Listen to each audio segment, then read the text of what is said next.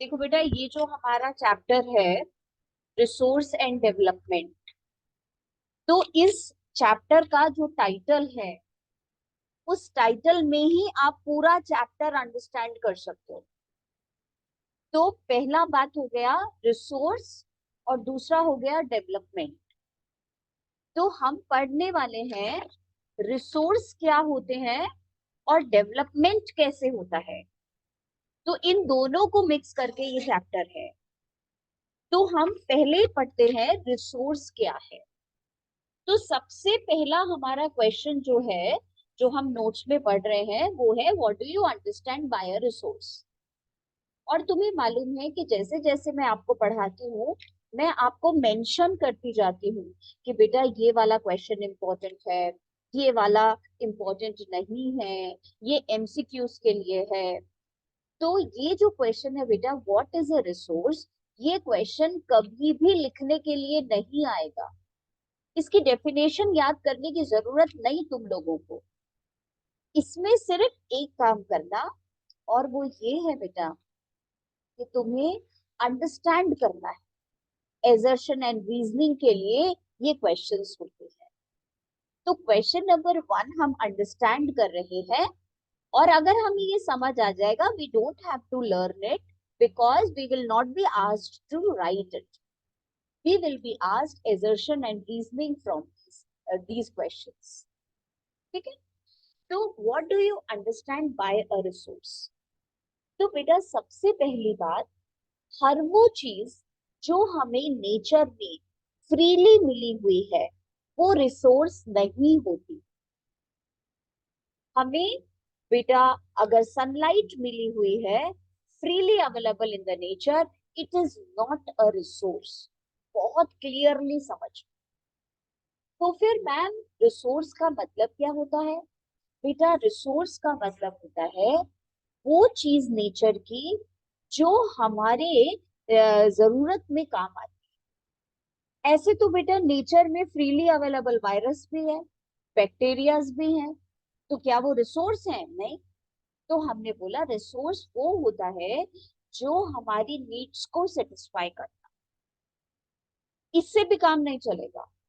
Number 2 बेटा, ये वो रिसोर्स हम उसको बोलते हैं जो टेक्नोलॉजी से हमें अवेलेबल हो जाए। जैसे सनलाइट। अब सोलर एनर्जी, सनलाइट सनलाइट ही थी, पर वो सनलाइट कब हमारे लिए एनर्जी बन गई, कब हमारे लिए रिसोर्स बन गई? जब हमने टेक्नोलॉजी डेवलप करी उसको अवेलेबल करने के लिए।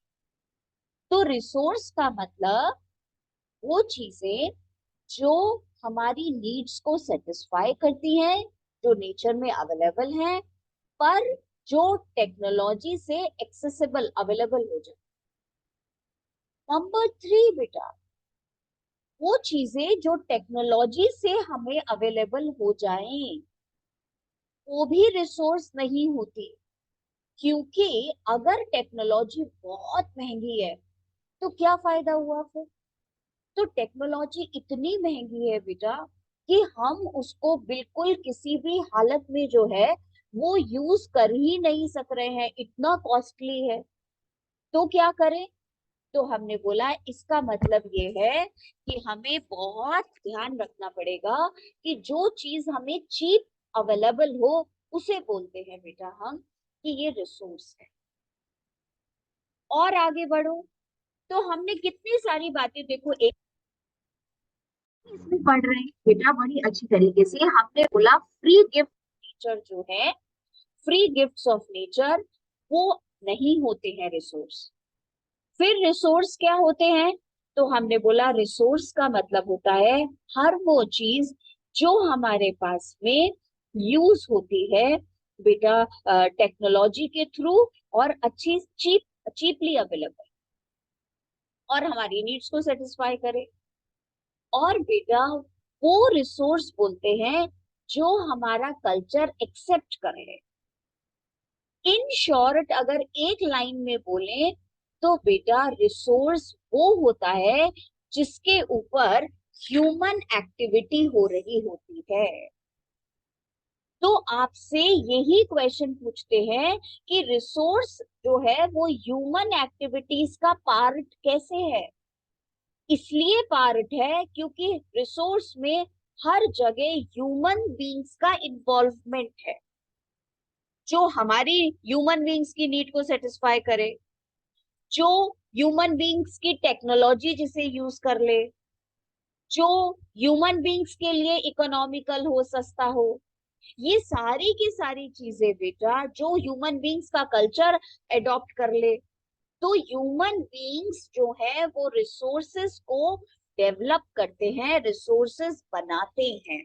तो human activities are an important component of resources. ये हमारा क्वेश्चन है। और बेटा क्वेश्चन नंबर 1 और 2 जो है वो हम पढ़ रहे हैं, उसके बाद हम नेक्स्ट टॉपिक पे आएंगे। और क्वेश्चन नंबर और 1 और 2 पे आप कुछ भी मार्क नहीं कर रहे हो, ये आपका सिंपल अंडरस्टैंडिंग के लिए question. Read it. What do you understand by a resource? Everything. First point क्या लिखा है? Everything available in our environment and which can be used to satisfy our needs. दूसरा, it should be technologically accessible. Accessible का मतलब available. Third, it should be economically feasible. Economically feasible का मतलब cheap. Cheap बेटा हो, बहुत costly ना हो। It should be culturally accepted. Beta example, minerals, forest, fossil fuels, etc. In short, resources are a function of human activities. अब इसी last point से हमने सेकेंड क्वेश्चन बना लिया, और सेकेंड क्वेश्चन के पॉइंट्स भी वही हैं जो अभी हमने समझे थे। Resources are a function of human activities, explain. इसका क्या मतलब हुआ? Free gifts of nature are not resources. Human beings are essential components of resources. Human beings transform, change कर देते हैं gifts of nature into resources. The utility of resources depends on the cultural development of man. The utility of resources depends on the tools and technology used by man. तो बेटा ये दोनों के दोनों हमें सिर्फ क्वेश्चंस अंडरस्टैंड करने थे। पढ़ लिए, आप भी पढ़ लीजिएगा, लर्न करने की ऐसा जरूरत नहीं पड़ेगी, इसको आता नहीं है। What is the classification of resources हमारे सिलेबस में अब नहीं है, तो अब हम उसको नहीं बेटा ज्यादा टाइम लगा रहे हैं, बस एक चार्ट दिया हुआ है बुक में, बस वो देख लेते। अब आप आओ क्वेश्चन नंबर 3 पर। How are natural resources important for man? Natural resources बेटा मैन के लिए important होते हैं कैसे? Natural resources का मतलब पानी, हवा, धूप, ये सारे लैंड, फॉरेस्ट, ये सब नेचुरल रिसोर्सेज हैं। बेटा ये तो हमारी पूरी लाइफ इन्हीं पे डिपेंडेंट है, और हमारी क्वालिटी ऑफ लाइफ भी इन्हीं पे डिपेंडेंट है। नेचुरल रिसोर्सेज की इंपॉर्टेंस ये है कि बेटा हमारे देश की या किसी भी देश की बैकबोन होते हैं ये नेचुरल रिसोर्सेज। इकोनॉमिक डेवलपमेंट तभी होगा जब ये रिसोर्सेज जो है हमारे पास होंगे, अदरवाइज इकोनॉमिक डेवलपमेंट नहीं हो सकता। तो बेटा नेचुरल रिसोर्सेज की इंपॉर्टेंस पूछिए। मैं इस क्वेश्चन नंबर 3 पे भी कुछ इंपॉर्टेंट बात नहीं करवा रही हूँ, सिर्फ रीड कर लेना। How are natural resources important for man?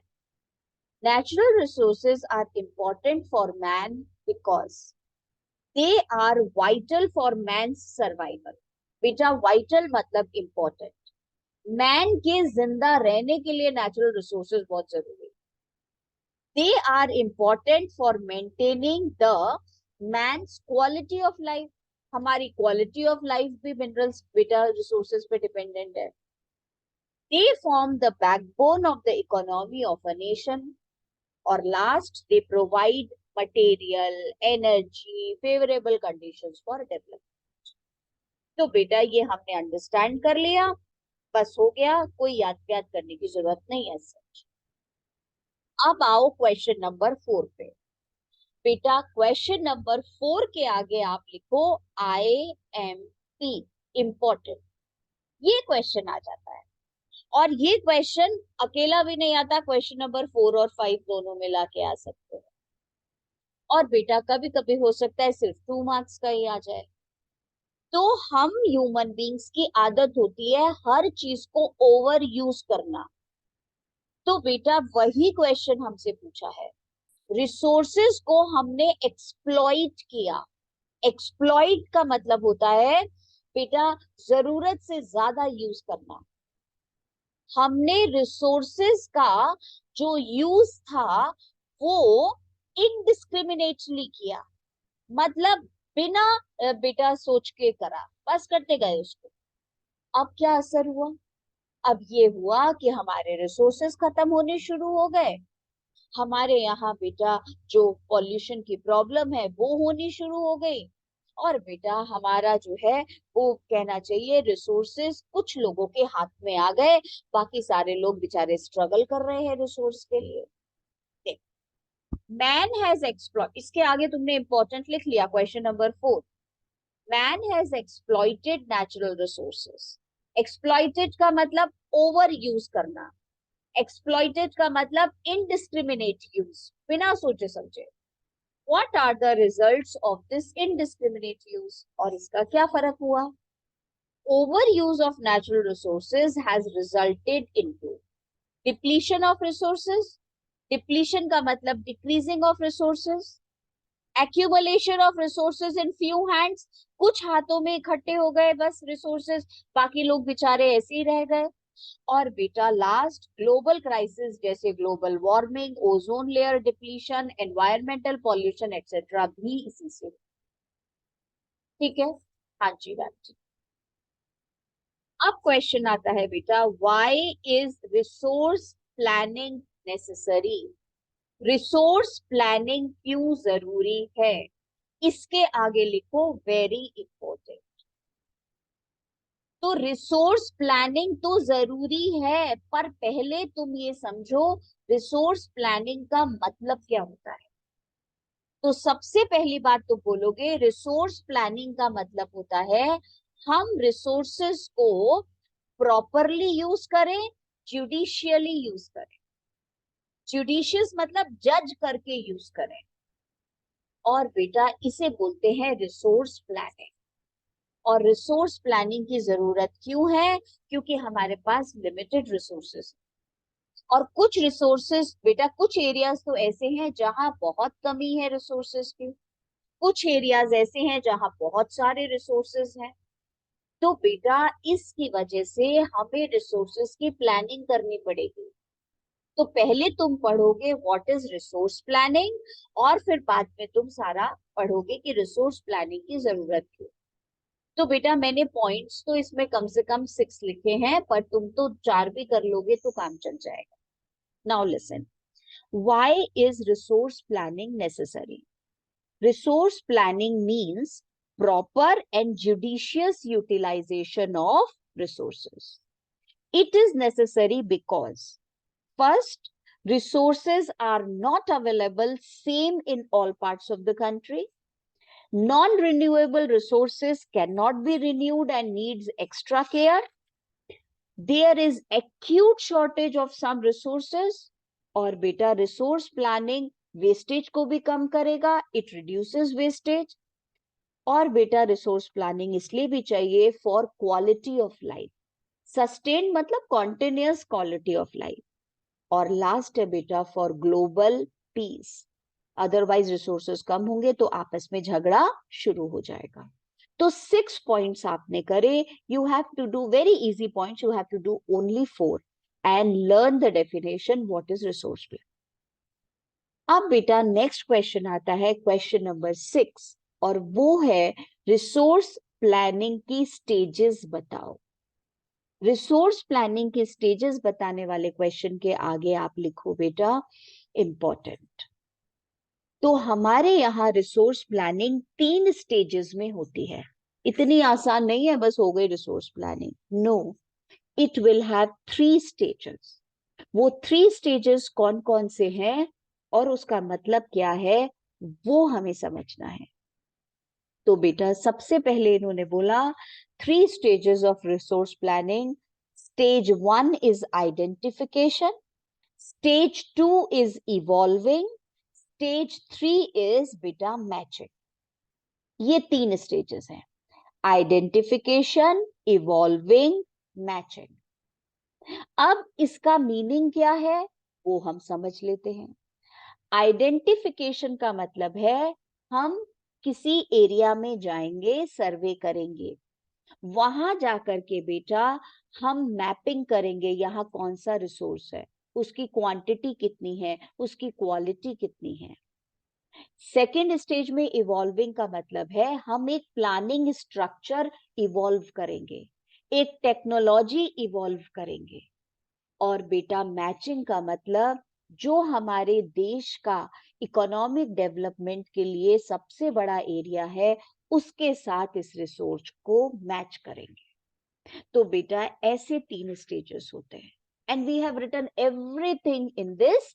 बेटा नोट्स में देखो सब कुछ लिखा हुआ है। Let us read it now. For 3 stages of resource planning, identification is a stage 1. अब हमने एक्सप्लेन किया है आइडेंटिफिकेशन का मतलब क्या है। Identification of resources across the country. Identify करो रिसोर्सेज को पूरे देश में। आइडेंटिफाई का मतलब नोटिस करो। सर्वेइंग, मैपिंग ऑफ रिसोर्सेज करो, मैप बनाओ सर्वे कर करके। थर्ड, एस्टिमेट करो। एस्टिमेट मतलब कैलकुलेट करो qualitative and quantitative value of resources, resources की क्वालिटी और क्वांटिटी।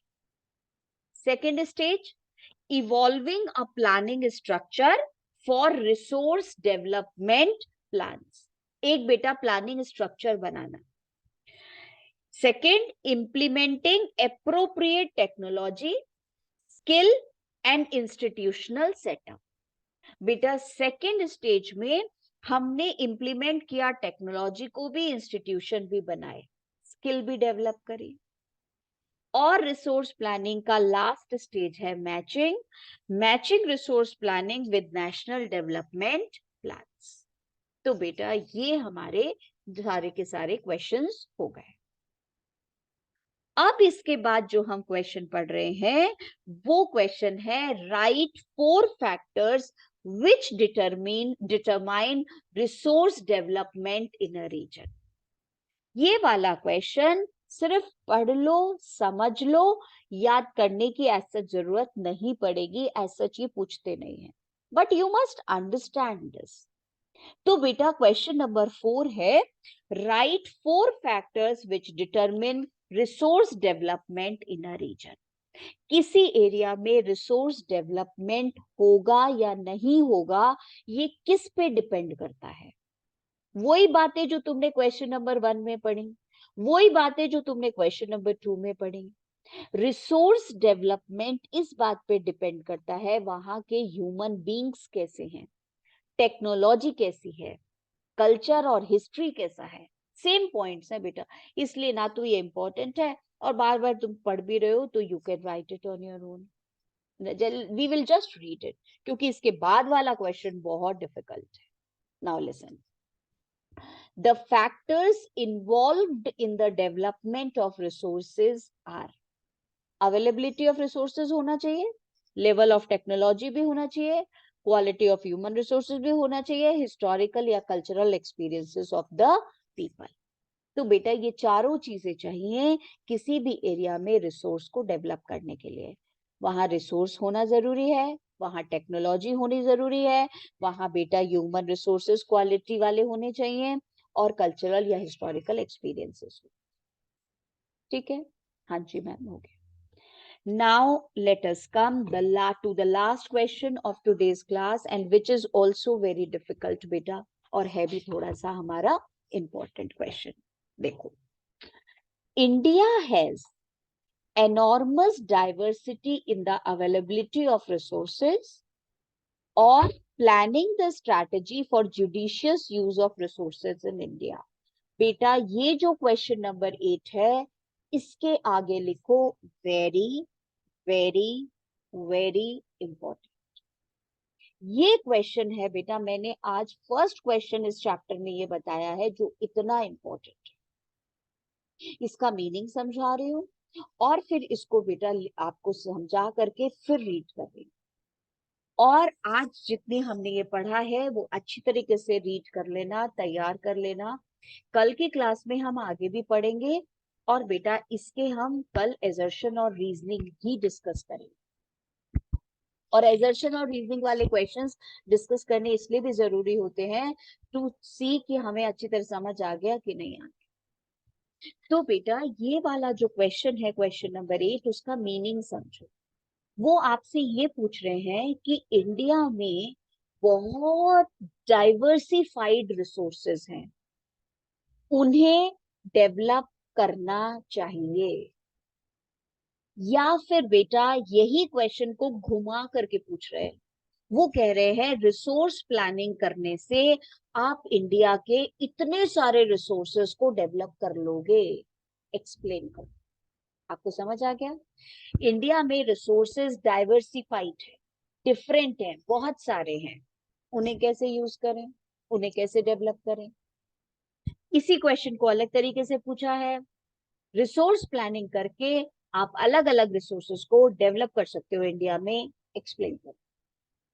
और आप इसे ऐसे बताओगे बेटा कि रिसोर्स प्लानिंग जब हम करते हैं तो हम अच्छी तरीके से रिसोर्स प्लानिंग तब करेंगे क्योंकि हमारे देश में बहुत अलग अलग तरीके के रिसोर्सेस हैं। और हमें ये देखना होगा, नंबर 1, हमारे यहाँ कुछ रीजन्स, कुछ स्टेट्स ऐसे हैं बेटा जिसमें कुछ रिसोर्सेज तो बहुत अच्छे हैं और कुछ रिसोर्सेज बिल्कुल नहीं है। ठीक है?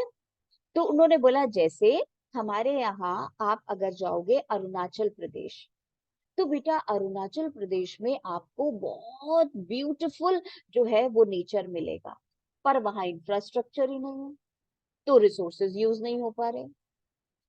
कुछ एरियाज हमारे यहाँ ऐसे हैं जो ठीक ठाक है, जिसमें सारे रिसोर्सेज सेल्फ सफिशिएंट है, उन्हें ज्यादा टेंशन लेने की जरूरत नहीं है, जैसे झारखंड वगैरह हो गया। फिर उन्होंने बोला हमारे यहाँ कुछ ऐसे स्टेट्स भी हैं जहां पर आप देखोगे कि बेटा एक रिसोर्स तो इतना हाईली डेवलप्ड है पर जो बेसिक रिसोर्स है वही वहां नहीं। जैसे आप राजस्थान चले जाओ, वहां आपको बेटा सोलर एनर्जी खूब मिलेगी, विंड एनर्जी खूब मिलेगी, पर वहां वाटर रिसोर्स नहीं है जो कि बेसिक है। तो अगर हम रिसोर्स प्लानिंग करेंगे तो अलग अलग एरिया को उसी हिसाब से डेवलप करेंगे, जिस हिसाब से जिस एरिया में जो भी होगा। ये बेटा क्वेश्चन को याद करना है, इसके एग्जाम्पल्स जो हैं वो भी आपको लर्न करने हैं। अगर आप एक आध दो छोटे भी करना चाहो, हटाने भी चाहो, तो थोड़ा बहुत अपनी तरफ से इसे छोटा कर लेना। अब इसे समझ लो और आगे बढ़ते हैं। इंडिया हैज, पहले क्वेश्चन को समझा दूं, इंडिया हैज एनॉर्मस, एनॉर्मस का मतलब ग्रेट, लार्ज, डाइवर्सिटी, डाइवर्सिटी मतलब डिफरेंस ऑफ रिसोर्सेज, अलग अलग तरीके के हैं, इन the availability of resources. Explain करो कैसे हैं। तो हमने अरुणाचल प्रदेश का एग्जाम्पल देना है, लद्दाख का देना है, झारखंड एमपी का देना है, राजस्थान का देना है। इसी क्वेश्चन को अलग तरीके से पूछा है, प्लानिंग का मतलब है strategy for judicious use of resources in India. ऐसी स्ट्रैटेजी बनाओ ताकि रिसोर्सेस को आप बेटा जुडिशियली यूज कर सको। India has diversity in the availability of resources through planning deficient regions. बेटा डेफिशिएंट का मतलब लिखो शॉर्टेज। तो आप प्लान करोगे तो जहां कम है वहां पे, जहां पे शॉर्टेज है, एंड अबंडेंट रीजन, अबंडेंट मतलब लार्ज नंबर, और जहां बहुत सारे रिसोर्सेज हैं, can receive equal attention. So by resource planning, we can give equal attention to beta deficient regions and abundant region. Areas where there are shortage of resources, areas where there are large number of resources. Planning इसी को तो कहते हैं. First point, there are regions which are rich in certain types of resources but are deficient in some other resources. कुछ ऐसे areas हैं बेटा जहां कुछ रिसोर्सेज बहुत ज्यादा हैं और कुछ बहुत कम हैं.